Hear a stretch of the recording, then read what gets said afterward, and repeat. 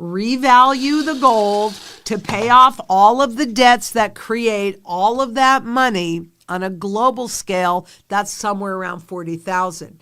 But in just the U.S., it'd have to be 100. I think it was 134,000 or something like that is what it turned out to be. So they will revalue it. And if gold price was 184,000, yep, that would cover the world's debt and then some, and then we can go into a new system. But just because we can go into a new system, our job, yours and mine, our job is to make sure that it has redeemable gold in it so we take our power back. To extinguish the massive overhang of sovereign debt choking the global economy, a radical monetary reset is becoming mathematically inevitable. This process involves a revaluation event in which the price of gold is uncapped to roughly $184,000 per ounce, a figure required to collateralize the system and wipe the slate clean. Lynette Zang, Chief Market Analyst at ITM Trading, breaks down the staggering arithmetic behind this potential reset. She calculates that while a price of $40,000 might balance the global money supply, the United States' specific debt load requires a price closer to $134,000. To truly cover all global debts and transition to a new system, the price must reach $184,000. Zhang argues that this reset is not just about cost, but power. The ultimate goal for the public must be to ensure the new system features redeemable gold, allowing individuals to regain financial sovereignty from central planners. Now, we present the clips from Lynette Zang's interview. Before we continue to discuss this, please subscribe to our channel and activate the bell icon for timely updates. Thank you, and enjoy the video. Who can afford 1 ounce of gold at $20 million? I'm kind of thinking it's got to be the 1%ers, right? So if they did, this is what I think it would look like. All right, where's most of the gold in the U.S. held for those that own it? In IRAs, right? So not in your possession. So what they would do, since they manipulate the spot market and people believe that that number is real value, I don't know why, but they do. Let's just say, well, I can't even use 5,000 anymore. Let's say that spot's at 10,000 when they decide to do an overt confiscation. And they want your cooperation. They don't want you to be upset about it. They want you to feel okay about it. So they'd say, look, we're doing a big sweep of IRAs, all the gold that's in there, and we're going to leave you spots at 10,000. We're going to give you $15,000 for each ounce of gold. Well, most people thinking that Wall Street is giving them real price discovery goes, well, wow, it's only worth 10,000, but they're willing to pay me 15,000. Okay, they can take it. When what they're going to do is turn around and reset it to, I don't know. I mean, I just ran the numbers in the U.S. and today, based upon the amount of gold that we say we have and the amount of debt that was just announced, that means that the fundamental value, if we didn't take into account the world, just the U.S., $146,000, something like that. That's if the U.S. on its own revalued the currency without consideration to the rest of the world. It's much lower than that when you take everybody else's debt into account. But look at it's because we hit, 38.4 trillion in what they're admitting to, right? The debt that they're admitting to, and the fact that our gold holdings haven't even changed a 1/16 of an inch or an ounce since, I think it's 1953. Don't hold me to that date. I could be off a little bit. Okay, so what do you think? Any kind of gold confiscatable? Well, if they confiscated from you at $15,000 and they know that they're going to do an overnight revaluation and pull it to $146,000, but it'll be too late for you. However, having said that, the person that paid $15 million for this coin ain't turning it in for $15,000. Not only that, but anybody that can afford $15 million for one coin is likely to either be the one that writes the rules, like Treasury Secretary Wooden was in 33, or has enough money and ability to influence those that write the laws. So while you are 100% correct that governments can do any darn thing they want anytime they want, You also have to look at the fact that when it comes to writing laws for themselves, they're much more generous and they pay a lot more attention. For you and me, yeah, we're just the right size to fail, but they're too big. We have to be big enough by coming together in community and demanding our power back. If we don't take our power back, we are in deep doo-doo. And I can't say that we deserve what we get because I think what they do is extraordinarily evil and disgusting. But we're going to find out who's right. But really, would you turn it in if you paid $15 million for it? Remember, that's invisible to them.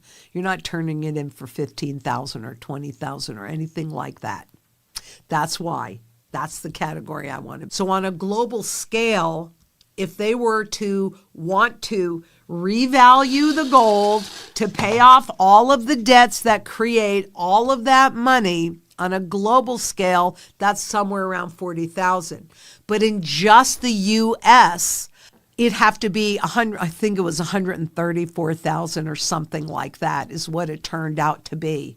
So when they talk about the gold revaluation account, which is part of the stuff I've been working on this week, I'm telling you, I was obsessed. I didn't do anything else this weekend. But if when they're talking about the gold revaluation account, number one, every single bank, every single country has a gold revaluation account. Even with the levels at this level, they wouldn't use that to go to the current level because that wouldn't even marginally wipe out all of the debt, so we can't start in a new system. I'm sorry, but there is no way to do it without causing inflation. They can do it without increased taxation, but when they do that overnight revaluation to pay off that debt with dollars that have zero value, it has to be high enough at minimum to cover that first round of debt.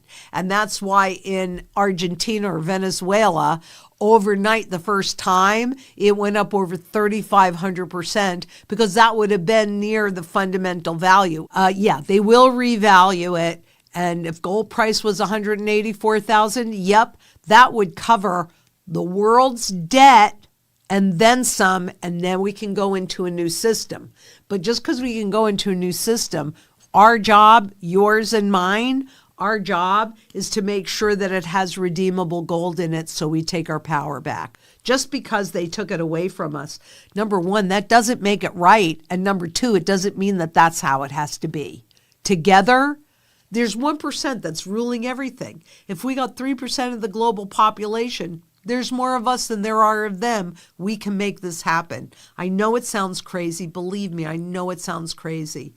But if we don't do it, what does the future for our children look like? Slavery. Absolute, overt slavery. I'm not personally worried about myself or even my family because I know what I've done. But and I think that's what it boils down to. We have been taught to just think about ourselves. If it's okay with me and it works great for me, I don't care what happens to you. Bad attitude, bad, bad, bad. We are all in this together. So if I allow it to happen, well, what does that mean for you, right? I think that we can do something that makes a positive difference for all of us and for all the future generations just by taking our power back. It was that way once, it can be that way again. The most likely path to modern gold confiscation involves a strategic sweep of retirement accounts rather than physical seizure. Authorities may offer a deceptively attractive premium, paying $15,000 per ounce when the spot price sits at $10,000 to ensure compliance before an overnight currency reset. This tactic leaves the average investor feeling compensated while the state captures the massive upside of the proper revaluation. Fundamental analysis indicates that to collateralize the admitted $38.4 trillion in U.S. debt fully, gold would need to be repriced to approximately $146,000 per ounce. On a global scale, wiping out sovereign debt entirely would cost nearly $184,000. Wealth protected in high-end numismatics, such as rare $15 million coins, will likely escape this dragnet, as these assets are typically held by the very class that influences the legislation. A price reset alone creates inflation unless the new currency is structurally sound.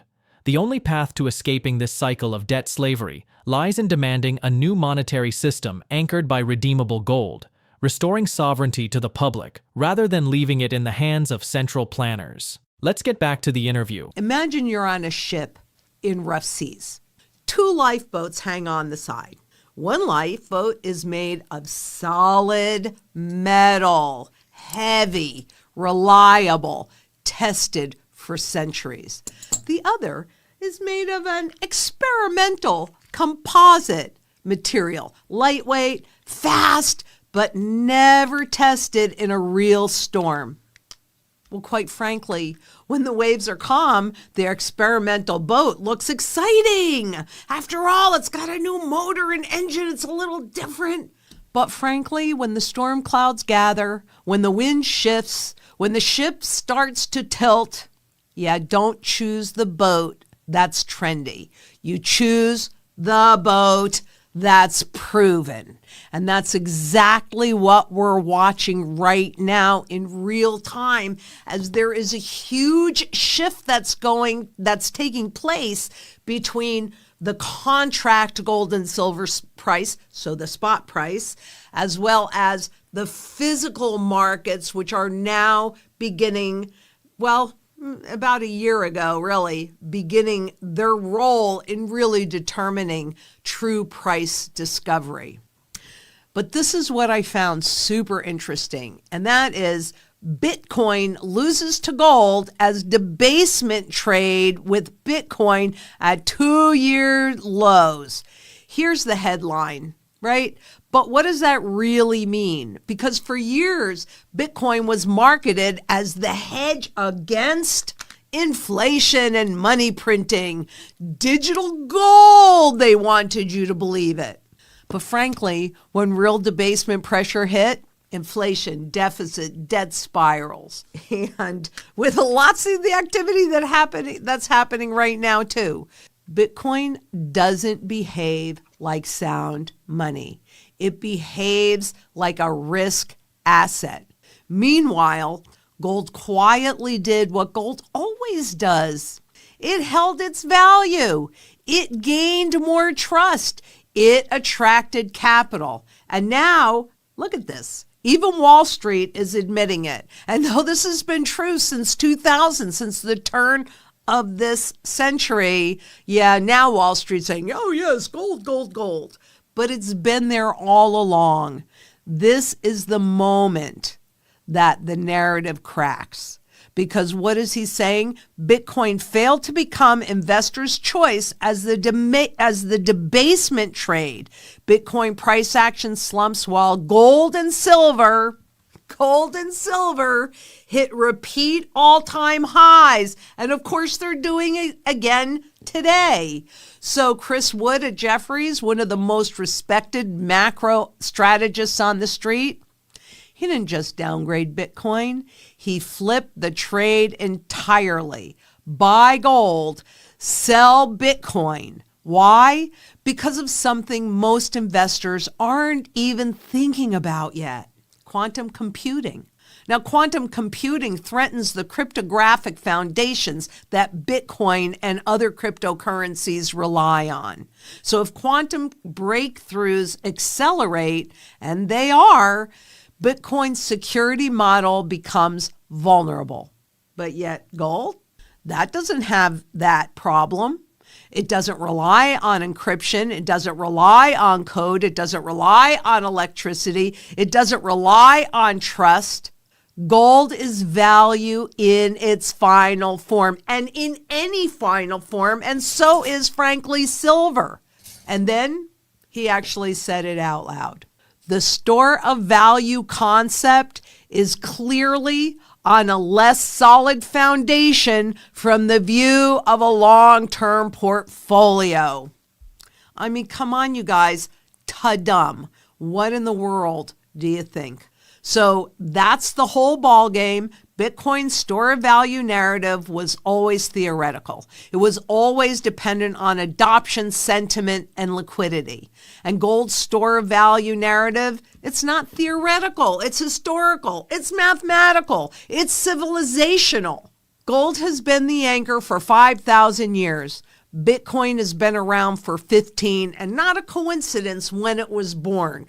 January of 2009, not a coincidence at all. And when institutions start questioning the Store of Value Foundation, they don't wait, they rotate. And what's particularly interesting right now, to be honest with you, is we are in a bear market in Bitcoin, and yet look at the adoption with the banks and the governments around the world. They're going to shove this down our throats, but what happens when quantum computing really comes to the front?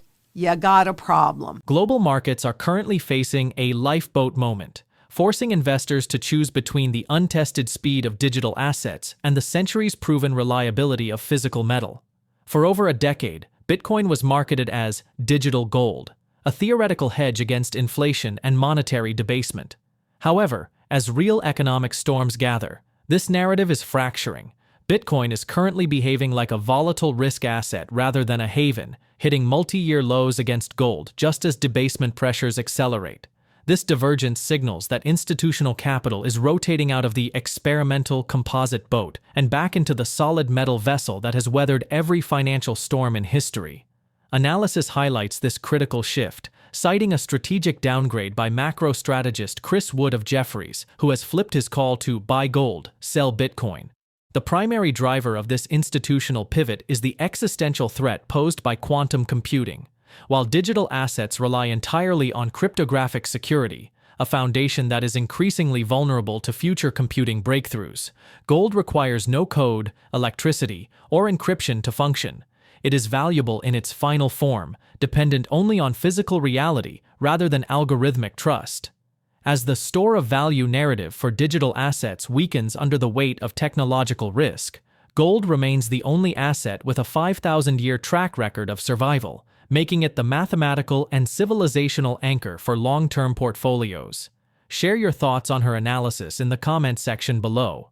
If you find this video informative, please support us by turning on notifications to stay informed about our latest videos. See you in the following video. Thanks for watching.